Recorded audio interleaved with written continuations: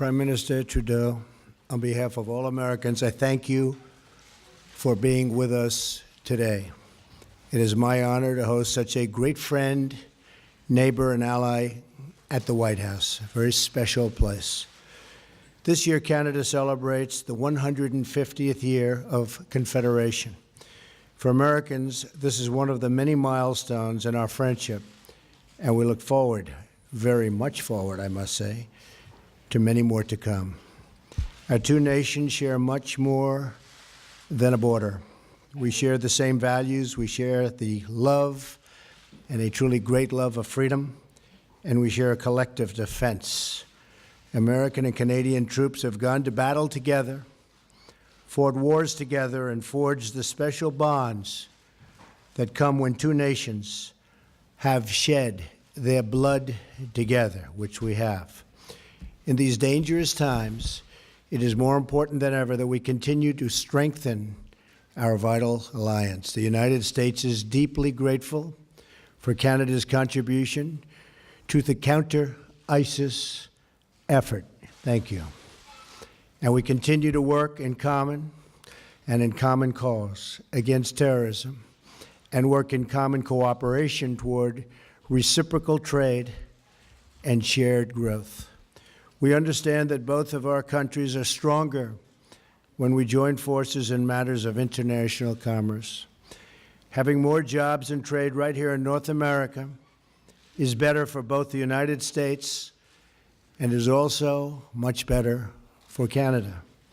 We should coordinate closely, and we will coordinate closely to protect jobs in our hemisphere and keep wealth on our continent and to keep everyone safe. Prime Minister, I pledge to work with you in pursuit of our many shared interests. This includes a stronger trading relationship between the United States and Canada. It includes safe, efficient, and responsible cross-border travel and migration. And it includes close partnership on domestic and international security. America is deeply fortunate to have a neighbor like Canada. We have before us the opportunity to build even more bridges, and bridges of cooperation, and bridges of commerce. Both of us are committed to bringing greater prosperity and opportunity to our people. We just had a very productive meeting with women business leaders from the United States and Canada, where we discussed how to secure everything that we know the full power of women can do better than anybody else. We know that. I just want to say, Mr. Prime Minister, that I'm focused and you're focused on the important role women play in our economies. We must work to address the barriers faced by women and women entrepreneurs, including access to capital, access to markets, and, very importantly, access to networks. In our discussion today, we will focus on improving the ways our government and our governments together can benefit citizens of both the United States and Canada, and in so doing, advance the greater peace and stability of the world. Mr. Prime Minister, I look forward to working closely with you to build upon our very historic friendship. There are incredible possibilities for us to pursue Canada and the United States together. Again, thank you for joining us, and I know our discussions will be very, very productive for the future of both countries. Mr. Prime Minister. Thank you, Mr. President. Good afternoon, everyone. Thank you very much for joining us. I'd first like to start by extending my sincere thanks to President Trump for inviting me down to Washington. Any day I get to visit our southern neighbors is a good day in my books, particularly when it's so nice and warm compared to what it is back home. We are suffering under a significant winter storm that's hitting our Atlantic provinces particularly harsh, so I just want to send everyone back at home my thoughts as they shovel out and impress on everyone to stay safe. Le président et moi avons eu une première The President and myself have had a very productive first meeting today. We had the opportunity to get to know one another better, and more importantly, we had the opportunity to talk about the unique relationship between Canada and the United States. Citizens on both sides of the 49th parallel have understood that the bond between our nations is a special one. No other neighbors in the entire world are as fundamentally linked as we are. We've fought in conflict zones together, negotiated environmental treaties together, including 1991's historic air quality agreement, and we've entered into groundbreaking economic partnerships that have created good jobs for both of our peoples. Canadians and Americans alike share a common history, as well as people-to-people ties that make us completely and totally integrated. Our workers are connected by trade, transportation, and cross-border commerce. Our communities rely on each other for security, stability, and economic prosperity. Our families have long lived together and worked together. We know that more often than not, our victories are shared. And just as we celebrate together, so too do we suffer loss and heartbreak together. Through it all, the foundational pillar on which our relationship is built is one of mutual respect. And that's a good thing, because as we know, relationships between neighbors are pretty complex, and we won't always agree on everything. But because of our deep, abiding respect for one another, we're able to successfully navigate those complexities and still remain the closest of allies and friends. Make no mistake, at the end of the day, Canada and the US will always remain each other's most essential partner. And today's conversations have served to reinforce how important that is for both Canadians and Americans. As we know, 35 US states list Canada as their largest export market, and our economies benefit from the over $2 billion in two-way trade that takes place every single day. Millions of good middle-class jobs on both sides of the border depend on this crucial partnership. Maintaining strong economic ties is vital to our mutual success, and we're going to continue to work closely together over the coming years so that Canadian and American families can get ahead. Comme nous le savons, le Canada représente le plus grand. As we know, 35 U.S. states list Canada as their largest export market, and our economies benefit from the over $2 billion in two-way trade that takes place every single day. Millions of good middle-class jobs on both sides of the border depend on this crucial partnership. Maintaining strong economic ties is vital to our mutual success, and we're going to continue to work closely together over the coming years so that Canadian and American families can get ahead. That President Trump and I discussed today. At the end of the day, the President and I share a common goal. We both want to make sure that hard-working folks can go to work at a good job, put food on the table for their families, and save up to take a vacation every once in a while. That's what we're trying to do here.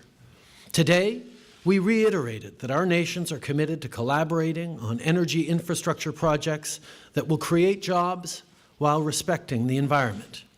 And as we know, investing in infrastructure is a great way to create the kind of economic growth that our countries so desperately need. In that same vein, we know that ensuring equal opportunities for women in the workforce is essential for growing the economy and maintaining American and Canadian competitiveness on the world stage. As such, the President and I have agreed to the creation of the Canada-United States Council for Advancement of Women Entrepreneurs and Business Leaders. This initiative is more than just about dollars and cents. This is about ensuring that women have access to the same opportunities as men and prioritizing the support and empowerment of women who are senior business leaders and entrepreneurs. In doing so, we'll grow the Canadian and American economies and help our businesses prosper. Et finalement, le président Trump et moi. Finally, President Trump and myself have agreed to work together to fight against the traffic of opioids across our border. The rise of illegal use of opioids in our society is nothing less than a tragedy. We will do everything we can to ensure the safety of Canadians and Americans. Ladies and gentlemen, President Trump, I know that if our countries continue to work together, our people will greatly benefit from this cooperation.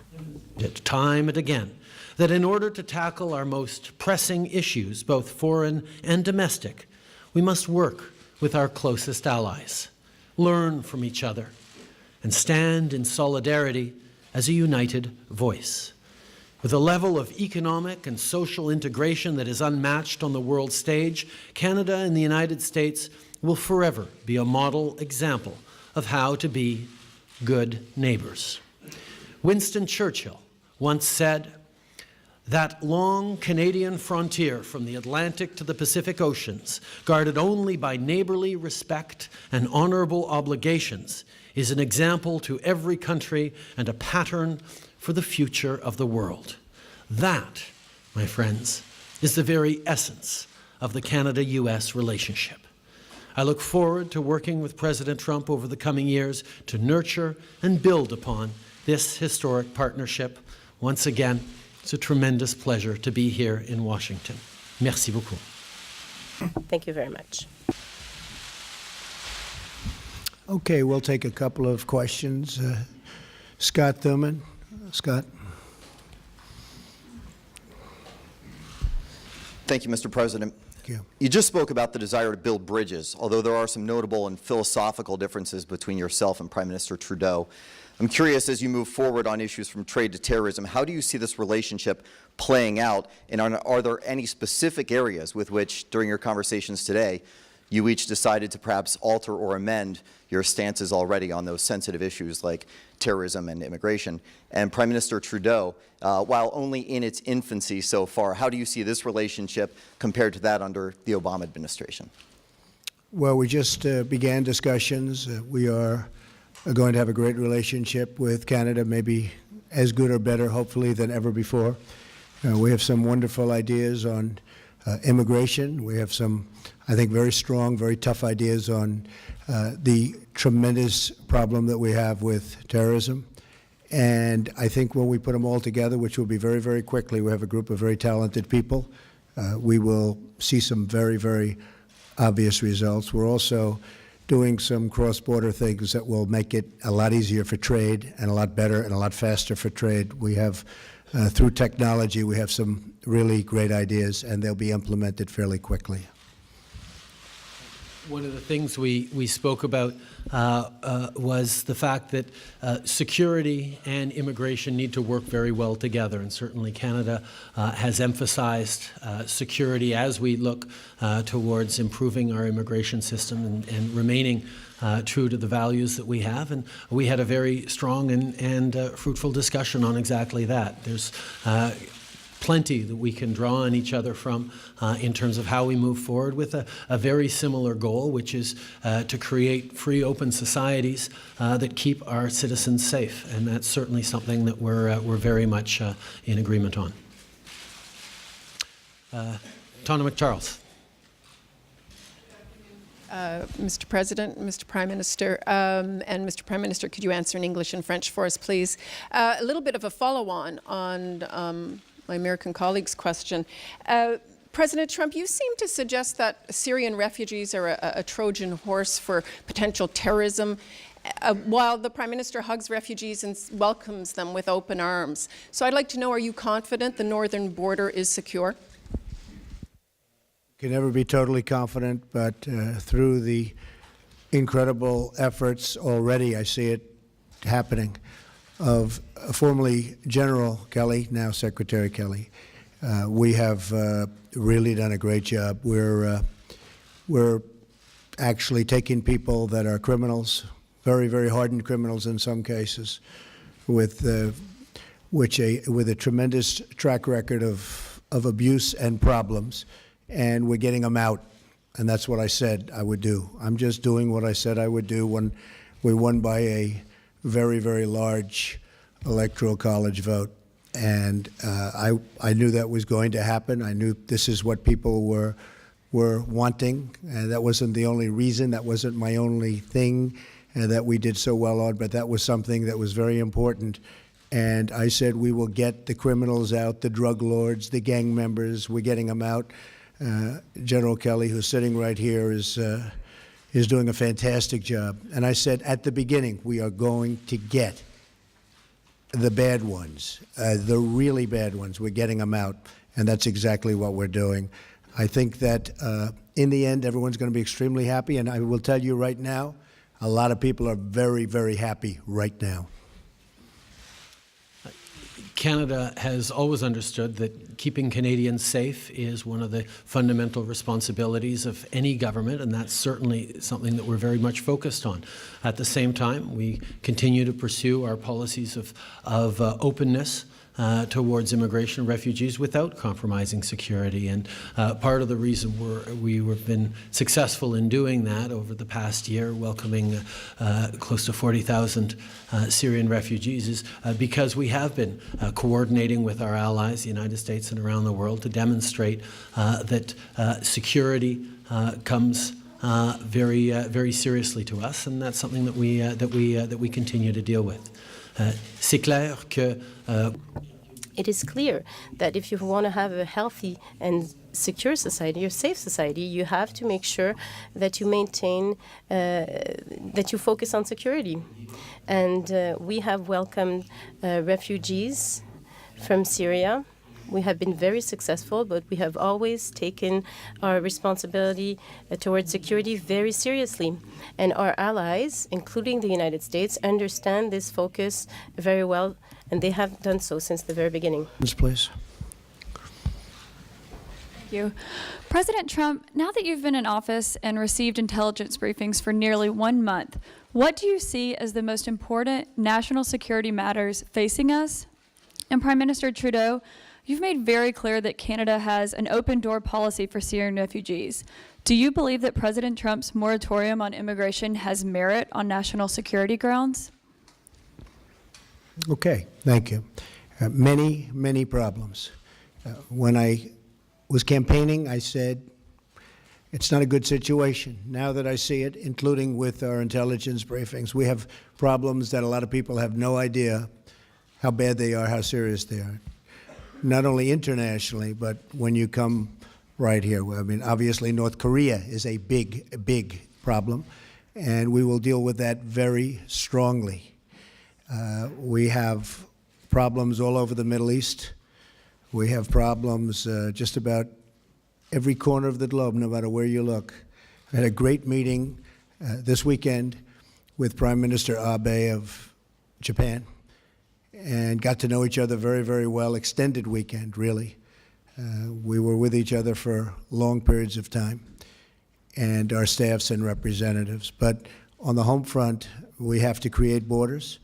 We have to let people that can love our country in, and I want to do that. We want to have a big, beautiful, open door, and we want people to come in and come in our country. But we cannot let the wrong people in, and I will not allow that to happen during this administration. And people, the citizens of our country, want that, and that's their attitude too, I will tell you. We are getting such praise for our stance, and it's a stance of common sense.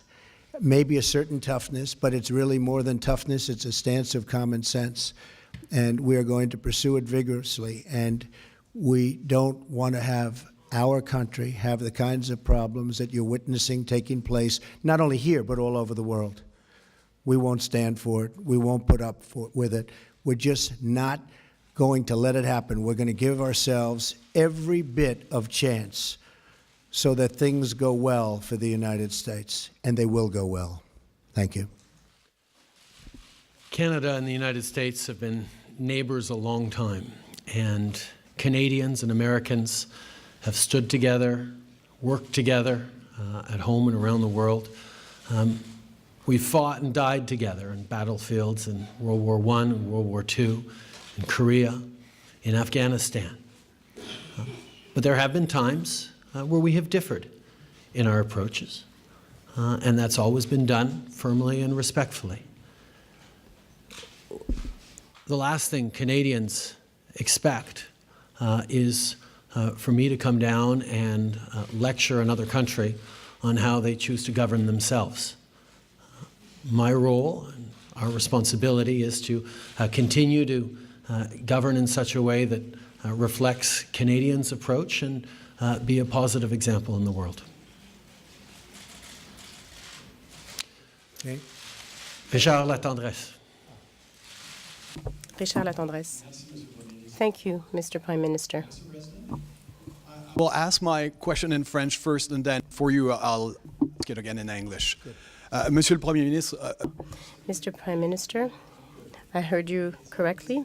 You said that Canadian businesses, Canadian workers are concerned for their businesses and for their work and jobs concerning the renegotiation of NAFTA. So what guarantees did you get from this government that we will keep our jobs and our businesses in the renegotiation of NAFTA? Mr. President. Again, during the last 3 months, you have denounced NAFTA. You have talked over and over about the Mexican portion of the agreement, very little about the Canadian one. My questions in two short part is Canada a fair trader? And when you talk about changes to NAFTA concerning Canada, are you talking about big changes or small changes? Thank you. D'abord, Richard, merci. First of all, Richard, thank you for your question. It is a real concern for many Canadians because we know that our economy is very dependent on our bonds, our relationship with the United States. Goods and services do cross the border each way every single day, and this means a lot of millions of jobs for Canadians and good jobs for Canadians. So we are always focusing on these jobs, but there are also good jobs, millions of jobs in the United States that depend on those relationships between our two countries. So when we sit down, as we did today, and as our teams will be doing in the weeks and months to come, we will be talking about how we can continue to create good jobs for our citizens on both sides of the border. And during this exercise, we continue to understand that we have to allow this free flow of goods and services, and we have to be aware of the integration of our economies, which is extremely positive for both our countries. And this is the focus that we will have in the coming weeks and months to come. Aware of the fact that much of our economy depends on good working relationships with the United States, good integration with the American economy. And the fact is, millions of good jobs on both sides of the border depend on the smooth and easy flow of goods and services and people back and forth across our border. And both President Trump and I got elected on commitments to support the middle class, to work hard for people who need a real shot at success. And we know that by working together, by ensuring the continued effective integration of our two economies, we are going to be creating greater opportunities for middle-class Canadians and Americans now and well into the future. I agree with that 100%. We have a very outstanding trade relationship with Canada. We'll be tweaking it. We'll be doing certain things that are going to benefit both of our countries. It's a much less severe situation than what's taken place on the southern border. On the southern border, for many, many years, the transaction was not fair to the United States. It was an extremely unfair transaction. We're going to work with Mexico. We're going to make it a fair deal for both parties. I think that we're going to get along very well with Mexico. They understand and we understand. You probably have noticed that Ford is making billions of dollars of new investments in this country. You saw Intel the other day announce that because of what I've been doing and what I'm doing in terms of regulation, lowering taxes, et cetera, they're coming in with billions and billions of dollars of investment and thousands of jobs. General Motors, likewise, is expanding plants and going to build new plants. Fiat Chrysler was at a meeting where they're doing the same. Jack Ma, we have so many people that want to come into the United States. It's actually very exciting. I think it's going to be a very exciting period of time for the United States and for the workers of the United States, because they have been truly the forgotten man and forgotten women. It's not going to be forgotten anymore, believe me. So our relationship with Canada is outstanding, and we're going to work together to make it even better. And as far as the southern border is concerned, we're going to get that worked out. We're going to make it fair, but we are going to make it so that everybody is happy. It's very important to me. Thank you. Thank you very much. Thank you, ladies and gentlemen. Thank you very much.